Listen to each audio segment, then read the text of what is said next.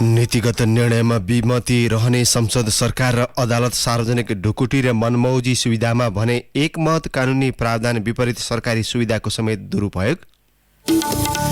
अभिव्यक्ति निगरानीमा सेना र प्रहरीलाई समेत खटाउने निर्वाचन आयोगको तयारी, कारबाहीको सिफारिस गर्ने सम्मको अधिकार निर्वाचन संयन्त्रलाई। नेपालमा प्रत्येक वर्ष 15,000 भन्दा बढी हृदयघातका बिरामी थपिँदै खानपानसहित जीवनशैलीमा परिवर्तन गर्न विज्ञहरूको सुझाव।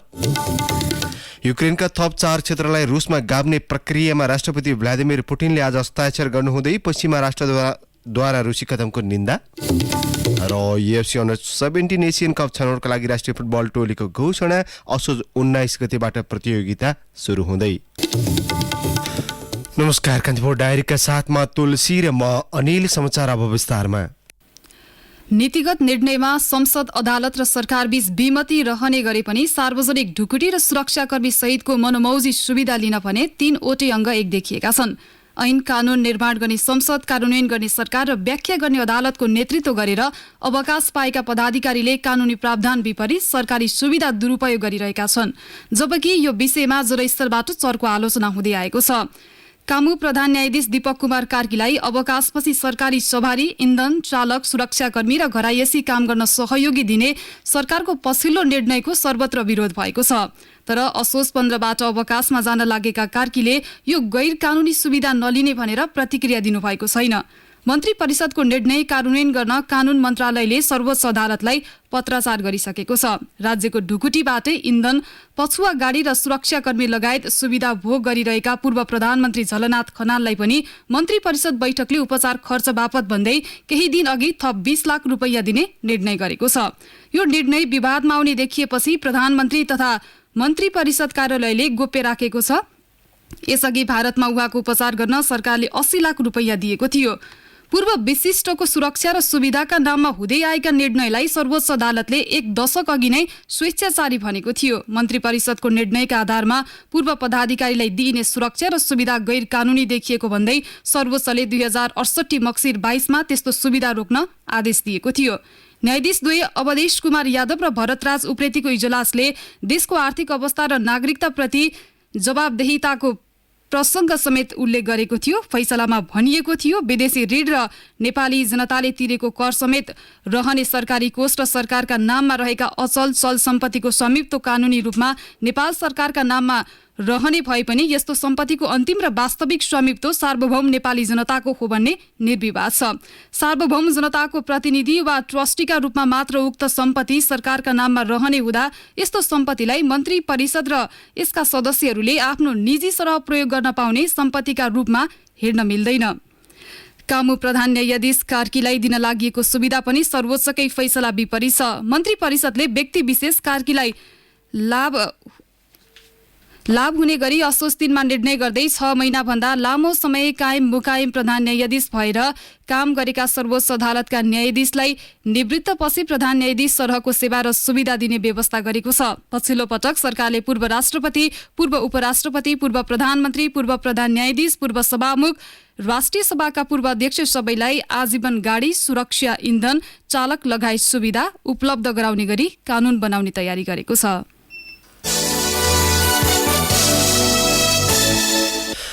आसन्न आम निर्वाचनका बेला समाचार माध्यम र सामाजिक सञ्जालका सामग्री अनुगमन गर्न निर्वाचन आयोगले सेना र प्रहरी समेत परिचालन गर्ने भएको छ।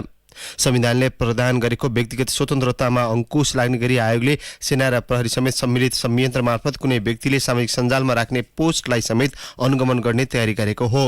मक्सिर 4मा हुने आम निर्वाचनका लागि जारी निर्वाचन आचार संहिता कार्यान्वयन गराउन समाचार माध्यम र सामाजिक सञ्जालका सामग्री अनुगमनका लागि आयोगले सेना र प्रहरीको साइबर ब्युरो, विज्ञापन board, cyber board, press council, दूरसञ्चार प्राधिकरणका प्रतिनिधि, कम्प्युटर अपरेटर रहने संयन्त्र बनाएको छ। आयोगका सहसचिव एवं प्रवक्ताको नेतृत्वमा रहने प्रेस अफिस नामको सो संयन्त्रले अनलाइन समाचार माध्यममा प्रकाशन हुने समाचार सूचनाका साथै व्यक्तिगत ब्लग र उम्मेद्वारको सामाजिक सञ्जालका गतिविधि अनुगमन गर्ने अधिकार पाएको छ।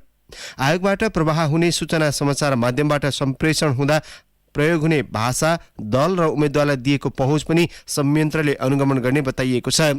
निर्वाचन सम्बन्धी सार्वजनिक पोस्ट भएका क्रियाकलाप, निर्वाचनका बेला प्रयोग भएका मुख्य शब्दावलीको अध्ययन, अनुसन्धान तथा विश्लेषण गर्ने, तथ्य जाँच गर्ने, सामाजिक सञ्जालमा प्रभाव पार्ने मुख्य पात्रको अनुगमन गर्ने सम्मको अधिकार संयन्त्रलाई दिइएको छ। आयोगले स्वीकृत गरेको प्रेस अफिसको अवधारणा पत्रको उद्देश्यमा समाचार माध्यम तथा सामाजिक सञ्जालबाट हुन सक्ने निर्वाचन आचार संहिताको उल्लङ्घनको अनुगमन गर्ने उल्लेख गरिएको छ। संविधानविद भीमार्जुन आचार्यले व्यक्तिको सामाजिक सञ्जाल अनुगमन र नियमन गर्न खोज्नु अधिनायकवाद भएको टिप्पणी गर्नुभयो।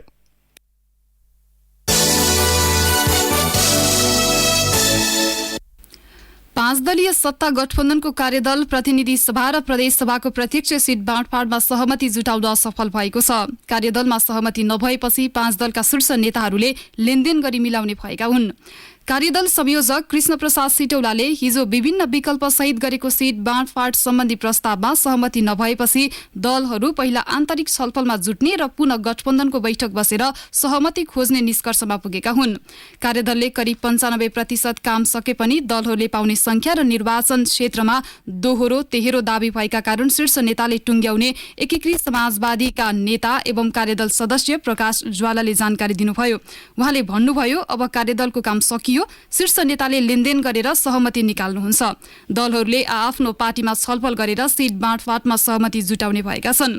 माओवादी महासचिव एवं कार्यदल सदस्य देव गुरुङले सिटौलाले पेश गरेको प्रस्ताव अन्तिम नभएकाले नेताहरूका फरक मत रहेको बताउनुभयो। उहाँले भन्नुभयो, त्यो प्रस्ताव साझा भन्दा पनि स्वाभाविक रूपमा कांग्रेस नेता भएको हुनाले त्यही अनुसार आयो। अब कांग्रेसले लचकतामा जोड दिएर सहमति खोज्नुपर्ने हो। बैठकमा सहभागी एक नेताका अनुसार सिटौलाले कांग्रेस 87, माओवादी 45, एकीकृत समाजवादी 17, जसपा 14 र जनमोर्चाले 2 सिट पाउने प्रस्ताव गरेका थिए। यसमा कांग्रेस बाहेक अन्य दलले असहमति जनाएका थिए।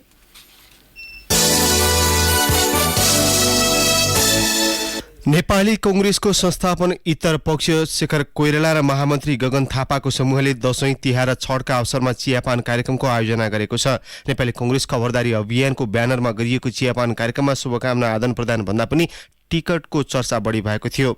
कांग्रेस नेता अर्जुन नरसिंह केसीले पार्टी र गठबन्धनभित्र सन्तुलन मिलाउन नेतृत्व बढी जिम्मेवार हुनुपर्ने बताउनुभयो। सबभन्दा पहिलो चाहिँ गठबन्धन सँगसँगै पार्टीभित्र पनि रहेका विविध पक्षलाई सङ्गठित र सहमतिपूर्ण निष्कर्ष निकाल्नुपर्ने चाहिँ अहिले सबभन्दा महत्त्वपूर्ण दायित्व र सबभन्दा ठुलो जिम्मेवारी पनि हामी सबैको हो। हामी सबै मध्ये पनि नेतृत्वको खास गरी प्रमुख जिम्मेवारी हो। समानुपातिकको बन्द सूचीमा राखिएको 110 जनामा आफ्नो पक्षबाट 15 जनालाई मात्रै समेटिएको भन्दै संस्थापन इतर पक्ष असन्तुष्ट बनेको हो। नेता केसीले पार्टीभित्र सहमति नभएको अवस्थामा गठबन्धनको भरमा मात्रै अघि बढ्न नहुने तर्क गर्नुभयो। अब हामीले गठबन्धनको आडमा गठबन्धन नै पर्याप्त हुन्छ भनेर हामी भित्र नै हामीले चाहिँ सही ढङ्गबाट विश्लेषण, मूल्याङ्कन र समीक्षा गरेर त्यसको सहमतिपूर्ण परिस्थिति निर्माण गर्न सकेनौँ भने त्यसले गम्भीर अवस्था सिर्जना गर्न सक्छ। जुन कुरा धेरैचोटि सभापतिजीलाई पनि सार्वजनिक रूपबाट भनेको कुरा हो। कांग्रेसभित्र देखिएको असन्तुष्टिको प्रत्यक्ष प्रभाव गठबन्धनमा समेत पर्ने भएपछि प्रधानमन्त्री एवं पार्टी सभापति शेरबहादुर देउवालाई सन्तुलन मिलाएर लैजान दबाव परेको नेताहरूले बताएका छन्। कान्तिपुर डायरीमा अब ब्रेकको पालो। ब्रेकपछि कान्तिपुर डायरीमा अब कान्तिपुर सविस्तारको पालो। कान्तिपुर सविस्तार। नेपालमा प्रत्येक वर्ष 15,000 भन्दा बढी हृदयघातका बिरामी थपिँदै गएको सरकारी तथ्याङ्कले देखाएको छ। स्वास्थ्य सेवा विभागको तथ्याङ्क अनुसार हरेक वर्ष हृदयघातका बिरामी थपिने गरेका हुन्।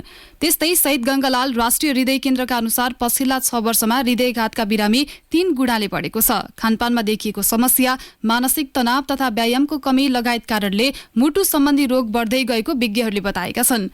विज्ञहरूले मुटु रोगबाट बस्न जीवनशैलीमा परिवर्तन गर्न सुझाव दिएका छन्। म अहिले ब्याचलर पढ्दै छु। बिहान उठ्छु, बिहान उठेपछि मुखसुख धोएर मेरो डे क्लास छ, क्लास जान्छु। अनि क्लासबाट आउँछु, त्यसपछि नास्ता खाएर साथीसित घुम्न जान्छु। अनि साँझ पर्छ, आयो एकछिन पढ्यो, अनि खानासाना खाएर सुत्यो। 5 बजे उठ्छु, आफ्नो नुहाइ धुवाइ पूजापाठ यताउता गर्दा गर्दै 8 बज्छ। खाना पर्यो, त्यहाँबाट यताउता गर्नु पर्यो, बुढो मान्छे यसो सुत्नु पर्यो, त्यहाँबाट अलिअलि हिँड्नु पर्यो, रात पर्छ, त्यहाँबाट भात खायो सुत्यो। उमेरले फरक रहे पनि रूपन्देहीका युवा समीर भुटेल र ज्येष्ठ नागरिक सरिता देताल जस्तै हाम्रो दैनिकी मुटु स्वस्थ राख्ने सवालमा सकारात्मक छैन। दैनिक कम्तीमा आधा घण्टा हिँड्नाले पनि मुटुलाई स्वस्थ बनाउन सकिने अनुसन्धानबाटै खुलिसकेको छ। स्वस्थ मुटु हुनु भनेको सम्भावित हृदय रोगको खतराबाट बच्नु हो। हृदय रोगका बारेमा चितवन मुटु अस्पतालका विशेषज्ञ डाक्टर शंकर लौडारी भन्छन्, मुटुको रक्त नली, मुटुलाई सप्लाई गर्ने एउटा कोरोनरी आर्टरी भन्ने हुन्छ, त्यसमा बोसो जम्मा हुने र क्रमिक रूपमा गएर लामो समय पछाडि त्यो रक्तनली साँगुरो हुने, त्यसो कारणले व्यक्तिहरूलाई चाहिँ छाती दुख्ने समस्या हुन्छ र कहिलेकाहीँ त्यो रक्तनलीमा जम्मा भएको कोलेस्टेरोल यदि फुट्दियो भने त्यसले 81 हृदयघात अर्थात् हार्ट अट्याक पनि बनाउने गर्छ। मुटु रोग सम्बन्धमा पछिल्लो समय जनचेतना बढेको छ। प्रदेशगत रूपमै मुटु परीक्षणको सुविधा बढेसँगै पहिचान हुने बिरामीको संख्या पनि बढेको चिकित्सक बताउँछन्। काठमाडौँ उपत्यकाका स्वस्थ मानिएका 5530 जनाको रक्त परीक्षण गर्दा 75% रक्तचापको समस्या पाइएको मुटु रोग विशेषज्ञ डाक्टर ओम मूर्ति अनिलले गरेको अध्ययनले देखाएको छ। साथै पछिल्लो समय युवा पुस्तामा समेत मुटु रोग देखिन थालेको बुटवलको गौतम बुद्ध मुटु अस्पतालका विशेषज्ञ डाक्टर समीर गौतम बताउँछन्। पहिले चाहिँ वयस्क अथवा भन्न पाको उमेरका व्यक्तिहरूलाई हृदयघात हुने गर्थ्यो भनेर भनिन्थ्यो भने अहिले 30 देखि 40-45 वर्षको उमेरमा पनि कमसे कम 1/3 जति हाम्रो हृदयघात भएर आउने बिरामीहरू यही उमेर वर्गका हुनुहुन्छ। त्यसले गर्दा अलिकति रोगको औसत आयु अलिक घटेको जस्तो देखिन्छ। अब यसबाहेक अब अरू विभिन्न खालको जस्तो कि हामीले बच्चामा पनि मुटु रोग हुन्छ, त्यो जन्मजात मुटु रोगहरू भन्छ, मुटुमा पाल हुने समस्याहरू यिनीहरू हामी भेट्छौँ भने वयस्कमा धेरै जसो भल सम्बन्धी समस्या मुटु बाथ रोग पनि भनिन्छ। मुटु रोग निम्तिने अर्को कारक अस्वस्थ खानपान हो, जसमध्ये धुमपान प्रमुख रहेको अध्ययनले देखाएको छ। मुटु रोग भएको प्रत्येक 4 मध्ये 1 जनामा धुमपान नै कारक देखिएको छ। त्यस्तै तेलमा तारिएका तथा प्याकेटमा पाइने सम्पूर्ण खाद्य तथा पेय पदार्थ, अधिक मात्रामा गुलियो, नुनिलो तथा चिल्लो सेवनले पनि मुटु रोग तर्फ नै डोहोर्याउँछ। तर 45 वर्ष मुनिका महिलामा भने पुरुषको तुलनामा मुटु रोगको सम्भावना कम हुने विशेषज्ञ डाक्टर लौडारी बताउँछन्। यदि 45-50 वर्षको उमेर भन्दा कम भएका व्यक्तिहरू हेर्दाखेरि महिलाहरूमा महिनावारी हुने प्रक्रियाहरू नियमित रूपमा हुने भएको हुनाले एउटा इस्ट्रोजेन भन्ने हर्मोन रेगुलरली रिलिज हुन्छ। त्यो इस्ट्रोजेन हर्मोनले चाहिँ मुटुलाई सहयोग पुर्याउँछ, मुटुको कोरोनरी आर्टरीलाई चाहिँ राम्रो बनाउँछ भन्ने चाहिँ मान्यता छ, कोलेस्टेरोल लेभल अलिकति कन्ट्रोल गराउँछ भन्ने मान्यता छ। तर 45-50 वर्ष कटिसके पछाडि महिलाहरूमा त्यो हर्मोन पनि बन्द हुने भएको हुनाले त्यो पछाडि चाहिँ पुरुष र महिलालाई जोखिम बराबर हुन्छ। बदाम, फर्सीको बिहा, जौ, कोदो, गहुँ, फापर, मौसमी तरकारी तथा फलफूलको नियमित सेवन नै मुटु रोगको जोखिमबाट बच्ने उपाय हो। साथै टेलिभिजन, मोबाइल, कम्प्युटर लगायतका वस्तुको प्रयोगमा कमीलाई, योग कर्म र शारीरिक श्रम गरेमा समेत मुटु रोगको जोखिमबाट बच्न सकिने अर्की विशेषज्ञ डाक्टर स्मृति साक्य बताउँछिन्। दिनचर्यामा चाहिँ मेन्टल स्ट्रेस धेरै नै छ, यसलाई हामीले कम गर्न अति आवश्यक छ। राम्रो पद्धतिले चाहिँ कम गर्ने कोसिस गर्नुपर्छ, जस्तै योगा, मेडिटेसनहरूलाई पनि हामीले जीवनशैलीमा अपनाउन सक्छौँ। हामीलाई पर्याप्त मात्रामा निद्रा, जुन चाहिँ 24 घण्टामा कमसे कम 6 देखि 8 घण्टाको चाहिँ निद्रा हामीलाई अति आवश्यक हुन्छ हाम्रो मेन्टल हेल्थको लागि पनि। यी कुराहरू चाहिँ हामीले अपनायौं भने हामीले धेरै हदसम्म मुटु रोग हुनबाट जोगिन सक्छौं। कुनै पनि चीज वस्तुको महत्ताबारे प्रकाश पार्न उदाहरणका रूपमा मुटु भनेर प्रस्तुत गरिन्छ। यसबाटै मुटुको महत्व झल्किन्छ। तर यति महत्वपूर्ण मानव अङ्ग हुँदाहुँदै पनि मुटुको स्वास्थ्यका लागि आफैले समय निकाल्न नसक्नु र पर्याप्त सावधानी नअपनाउनु भनेको हेल्थ चेक्राइ नै हो। रेडियो कान्तिपुरका लागि सम्बन्धित जिल्लाका सहकर्मीको सहयोगमा रमेश दुलाल। कान्तिपुर सविस्तार।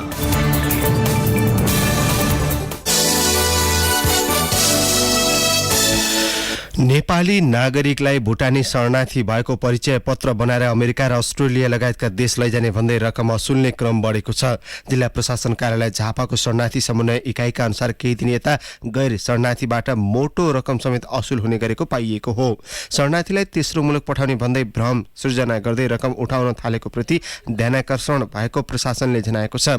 यसैबीच झापा प्रशासनले यस्ता गतिविधिबारे प्राप्त हुने सूचना प्रहरी कार्यालय सहितका सम्बन्धित निकायमा जानकारी गराउन पनि आग्रह गरेको छ।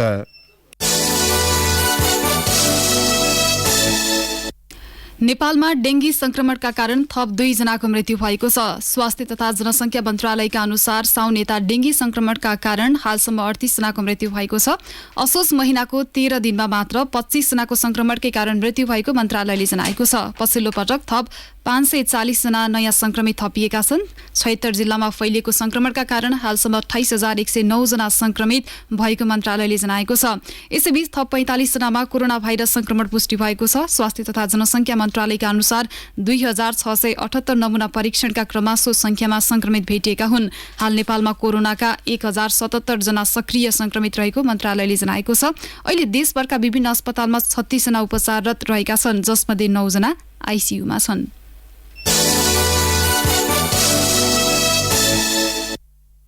नेपाल राष्ट्र ब्याङ्कले डिजिटल करेन्सी सम्बन्धी अवधारणा प्रतिवेदन तयार गरेर सार्वजनिक सुनवाईका लागि आफ्नो वेबसाइटमा राखेको छ। अबको 3 महिनासम्ममा यसबारे सर्वसाधारणको सल्लाह, सुझाव र प्रतिक्रिया लिइने र त्यसपछि सम्भाव्यता अध्ययनको काम सुरु गर्ने राष्ट्र ब्याङ्कले जनाएको छ।